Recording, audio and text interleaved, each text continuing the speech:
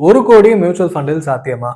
நிறைய videos, shorts, ரீல்ஸ்லாம் பார்த்தீங்கன்னா 1 crore 10 வருஷத்துல, 20 வருஷத்துல, 15 வருஷத்துல நிறைய ரூல்ஸ் இதெல்லாம் நிறைய சொல்லியிருக்காங்க.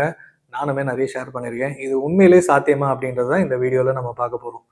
உங்களால ஒண்ணுமே பண்ண முடியல. இப்பதான் வேலைக்கு ஜாயின் பண்ணிருக்கீங்க. 21 வயசு ஆகுது அப்படின்னா, மந்த்லி ₹1000 கூட சேவ் பண்ண முடியாட்டி, நீங்க வந்து ஏதோ பெரிய தப்பு பண்றீங்கன்னு தான் அர்த்தம். வேலைக்கு போயாச்சு, மாசம் ₹1000 சேவ் பண்ண ஆரம்பிச்சீங்கன்னா, இதுல என்ன கிடைக்க போகுது அப்படின்னு கேட்காதீங்க.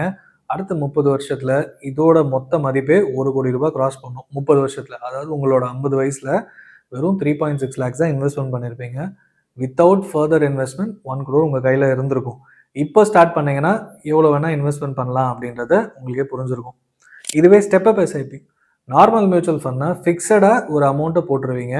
மாசம் ₹1000 30 வருஷத்துக்கு கட்டிக்கிட்டே வரணும். அவ்வளோதான். இதுவே ஸ்டெப் அப் எஸ்ஐபின்னா இந்த வருஷம் 12 மாசத்துக்கு 1000. 13வது மாசம் செகண்ட் இயர் ஸ்டார்ட் ஆகிறப்போ 10% இன்க்ரீஸ் பண்ணிக்கோங்கன்னு நீங்க எழுதி கொடுக்கணும். 5%ஓ 10%ஓ மியூச்சுவல் ஃபண்ட் ஸ்டார்ட் பண்ணும்போதே. அப்போ செகண்ட் இயர் பார்த்தீங்கன்னா 1100 போக ஆரம்பிக்கும். தேர்ட் இயர் ஸ்டார்டிங்ல ₹1210 அப்படி போக ஆரம்பிக்கும். வருஷம் அதிக பணம் எடுக்கிறதுக்கு இசிஎஸ்லயும் அதே ஃபெசிலிட்டி பண்ணி கொடுத்துட்டீங்கன்னா ஆட்டோமேட்டிக்கா 26வது வருஷத்திலேயே உங்களால ₹1,00,00,000 அச்சீவ் பண்ண முடியும். இதுதான் அட்வான்டேஜ். ஸோ மியூச்சுவல் ஃபண்ட்ஸ் வந்து ஃப்ளெக்சிபிலிட்டி அதிகம். நீங்கள் ஆரம்பிக்கும் போதே இது கொடுத்துட்டீங்கன்னா, ஏன்னா வருஷம் குறைஞ்சது உங்களால் எக்ஸ்ட்ரா ஒரு 100 200 இன்வெஸ்ட்மெண்ட் பண்ண முடியும் அப்படின்றது கண்டிப்பாக சாத்தியம். அதை ஆட்டோமேட் பண்ணிட்டீங்கன்னா கண்ணுக்கு தெரியாமல் சேவிங்ஸ் அண்ட் இன்வெஸ்ட்மெண்ட்ஸ் நடந்துகிட்டே இருக்கும். இதுதான் நீங்கள் பண்ண வேண்டியது. இன்னொரு ஆப்ஷன் லம்சம். எங்கள் வீட்டில் பணம் கொடுத்தாங்க, இல்லை நான் ஸ்டார்ட் பண்ணும்போது லம்சமாக ஒரு பணம் போடலாமா, அதுக்கப்புறம் எஸ்ஐபி ஸ்டார்ட் பண்ணிக்கிறேன் அப்படின்னா ஒரு ₹1,50,000 முதலீடு பண்ணியிருந்தீங்கன்னா அடுத்த 25 வருஷத்தில் உங்கள் கையில் ₹1,00,00,000 இருந்திருக்கும். இது எல்லாமே வந்து ஒரு 17-18% ரிட்டர்ன்ஸ் அப்படின்னு கால்குலேட் பண்ணியிருக்கோம்.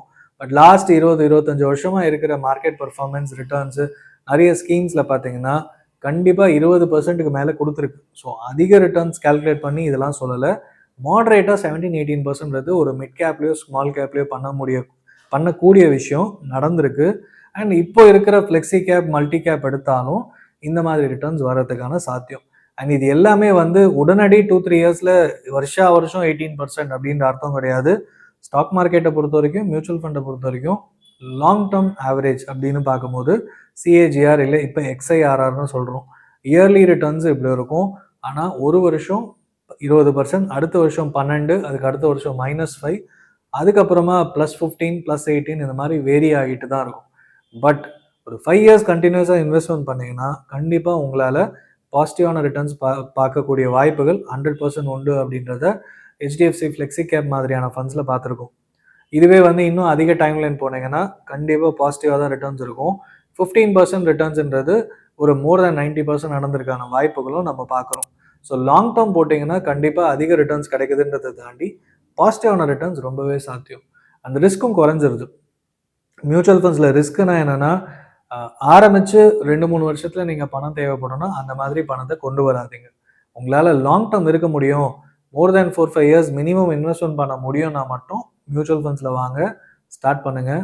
அதுவும் ஸ்டெப் அப் எஸ்ஐபியை ஸ்டார்ட் பண்ணுங்கள். இப்போவே வந்து உங்களுக்கு லாங் டேர்ம் கார்பஸ் வந்து மிக பெருசாக இருக்கும். அண்ட் சில பேர் பார்த்தீங்கன்னா இந்த மாதிரி வீடியோஸ் பார்த்துட்டு எனக்கு 1 கோடி கிடைச்சா போதும், 2 கோடி கிடைச்சா போதும் அப்படின்னு ஒரு அப்சஷன். இது வந்தால் போதும், ஏன்னா இது வந்தால் நான் சந்தோஷமாக இருப்பேன். அப்படி கிடையாது. நீங்கள் இன்வெஸ்ட்மெண்ட் ஸ்டார்ட் பண்ணும்போது உங்கள் ஃபினான்ஷியல் கோல்ஸ்க்கு ஏற்ற மாதிரி ஸ்டார்ட் பண்ணுங்கள். ஒரு 40 வயசில் பார்த்தீங்கன்னா உங்களுக்கு பசங்க சின்ன பசங்களாக இருப்பாங்க. அவங்க மேற்படிப்புக்கு, கல்யாணத்துக்கு, உங்கள் ரிட்டையர்மெண்ட் இது எல்லாமே பிளான் பண்ண ஆரம்பிச்சிருப்பீங்க. அண்ட் 45-50 வயசு கிட்ட போகும்போது கண்டிப்பாக அவங்க காலேஜ் போகிற வயசு ஆயிருக்கும். அப்போ ஒரு மிகப்பெரிய பணத்தை எடுக்க வேண்டியிருக்கும். அண்ட் உங்கள் ரிட்டையர்மெண்ட்டுக்கு அதுலேருந்து இன்னும் நிறைய கூட எடுத்திருப்பீங்க.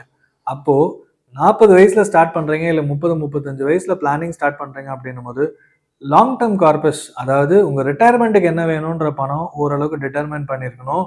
உங்களோட பசங்களோட படிப்புக்கு எவ்வளோ தேவைப்படும், கல்யாணத்துக்கு எவ்வளோ தேவைப்படும், இயர்லி ட்ராவலுக்கு எவ்வளோ தேவைப்படும் அப்படின்றதெல்லாம் பிளான் பண்ணணும். ஏன்னா 30-35 வயசில் உங்கள் இன்கம் ஒரு லெவலுக்கு தான் இருக்கும், எக்ஸ்ன்னு வச்சுப்போம். அது வந்து கொஞ்சம் கொஞ்சமாக இன்க்ரீஸ் ஆக ஆரம்பிக்கும். அந்த பணத்தில் தான் உங்களோட புது எக்ஸ்பென்சஸ் எல்லாம் மேனேஜ் பண்ண ஆரம்பிப்பீங்க. 40 வயசில் 2x ஆகுது உங்கள் மந்த்லி இன்கம் அப்படின்னும் போது உங்கள் எக்ஸ்பென்சஸும் அதிகமாக ஆரம்பிக்கும். அப்போது ஆட்டோமேட்டிக்காக உங்களால் மறுபடியும் ஃபினான்ஷியல் கோல்ஸை ரீஆர்கனைஸ் பண்ண வேண்டியிருக்கும்.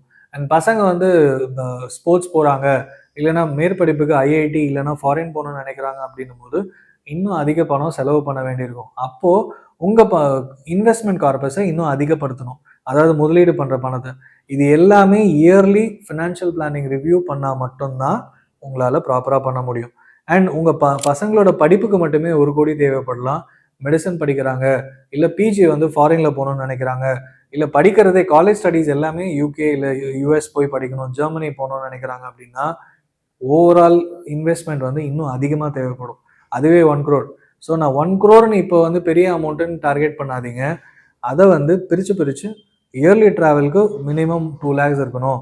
வருஷம் ஸ்கூல் படிப்புக்கு இவ்வளோ பணம் தேவைப்படும். காலேஜுக்கு வந்து ஒரு 50 லட்சம். ரிட்டையர்மெண்ட் உங்கள் ரிட்டையர்மெண்ட்டுக்கு 5 கோடி. இந்த மாதிரி பிரிச்சுட்டிங்கன்னா அந்தந்த டைம்லைன் கஷ்டப்படாமல் அந்த பணத்தை எடுத்து கொடுத்துருவீங்க. அந்த கோலை நிறைவேற்றிக்கலாம். அதனால 1 கோடி சாத்தியமான கண்டிப்பாக சாத்தியம். யாராவது அச்சீவ் பண்ணவங்க இருக்காங்களா அப்படின்னா நீங்கள் கடந்து வந்த மியூச்சுவல் ஃபண்ட் என்ஏவியை கால்குலேட் பண்ணாலே தெரிஞ்சிடும். எல்லாரும் காமனாக சொல்கிறது நிப்பான் இந்தியா குரோத் ஃபண்ட் 1996 ஆரம்பிக்கும் போது ரிலையன்ஸ் குரோத் ஃபண்டாக இருந்தது. 10 ரூபாயில் ஒரு யூனிட் ஆரம்பிச்சது. இப்போ 3000 ரூபாய் கிராஸ் ஆயிடுச்சு. அப்போ வந்து ஒரு 1 லட்ச ரூபா முதலீடு பண்ணலாம். அப்போ வந்து ஒரு இடம் வாங்குறதுக்கு 1 லட்ச ரூபாய் தாராளமாக எல்லாரும் கொடுத்துருப்பாங்க. அந்த பணத்தை இதில் போட்டிருந்தீங்கன்னா இப்போ வந்து உங்கள் கையில் 3 கோடி ரூபாய் இருந்திருக்கும். ஸோ 28 கிட்டத்தட்ட 28-29 வருஷம் ஆச்சு. 3 கோடி ரூபாய் உங்கள் கையில் வெறும் 1 லட்ச ரூபாய் மதிப்பில். இது ரியல் எஸ்டேட்டாக லேண்டாக எங்கேயாவது வாங்கியிருந்தீங்கன்னா என்ன வேணா ஆயிருக்கலாம். உங்களுக்கு என்ன வேணா இருக்கலாம். அப்புறம் சார்ஜஸ் பே பண்ண வேண்டி இருக்கணும். அதுக்கப்புறம் எவ்வளோ பெரிய லேண்ட் வேல்யூ இருக்குன்னா எல்லாரும் போட்டிக்கு வரலாம். ஃபோர்ஜரி பண்ணி ஏமாத்திருக்கலாம். கவர்மெண்ட்டே வந்து ரோடு மேலே இருக்குன்னு எடுத்துருக்கலாம். இந்த மாதிரி நிறைய ரீசன்ஸ் நடந்திருக்கலாம். பட் மியூச்சுவல் ஃபண்டை பொறுத்த வரைக்கும் இந்த பணம் யாருக்குமே தெரியாது. நீங்கள் வச்சுருக்கீங்கன்னா கொஞ்சம் கொஞ்சமாக அந்தந்த டைம்லைனில் எடுத்து செலவு பண்ணியிருக்கலாம். இது அடுத்த ஜென்ரேஷனுக்கும் பாஸ் ஆன் பண்ணியிருக்கலாம். ஸோ ஆரம்பிக்கும் போதே 1 கோடி அப்படின்னா சாத்தியம். அதை ஒதுக்கி வச்சுட்டு இது மியூச்சுவல் ஃபண்ட் உள்ளே வர்றதுக்கு ஆன ஒரு பாயிண்ட் தான். உள்ளே இன்வெஸ்ட்மெண்ட் பண்ண ஆரம்பித்த பிறகு உங்கள் கோல்ஸ் என்னன்றதை லிஸ்ட் டவுன் பண்ணுங்கள். இப்போவே அந்த எக்ஸசைஸ் பண்ணுங்கள். நீங்கள் வந்து இதை காரில் போகும்போது கேட்குறீங்களோ இல்லை வீட்டில் உட்காந்து கேட்குறீங்களோ, உங்களோட ஃபினான்ஷியல் கோல்ஸ் என்ன? அடுத்த 2 இயர்ஸ்க்கு எவ்வளோ பணம் தேவை? 5 இயர்ஸ்க்குள்ளே எவ்வளோ பணம் தேவை? மோர் தென் 10 இயர்ஸ் எவ்வளோ பணம் தேவை? உங்கள் ஃபினான்ஷியல் கோலுக்கு அதை லிங்க் பண்ணுங்கள். அந்த கோலை இயர்லி ரிவ்யூ பண்ணுங்கள். அந்த போட்ட பணம் வந்துருமா? அதை கால்குலேட் பண்ணால் கரெக்டாக இருக்கா அப்படின்றதையும் பார்த்துட்டே இருங்க. 1 கோடி இல்லைங்க, பல கோடி சம்பாதிக்கலாம். ப்ராப்பராக லாங் டேர்ம் கண்டினியூ பண்ணுறது தான் ரொம்பவே முக்கியம். உங்களுக்கு மியூச்சுவல் ஃபண்ட்ஸில் ஏதாவது டவுட் இருந்ததுன்னா கீழே கமெண்ட் பண்ணுங்கள். மியூச்சுவல் ஃபண்ட் பற்றி நிறைய தெரிஞ்சுக்கணும் அப்படின்னா கீழே இருக்க லிங்கை கிளிக் பண்ணுங்கள். மியூச்சுவல் ஃபண்ட் கோர்ஸ் பை பண்ணி தமிழ்லேயே கற்றுக்கோங்க.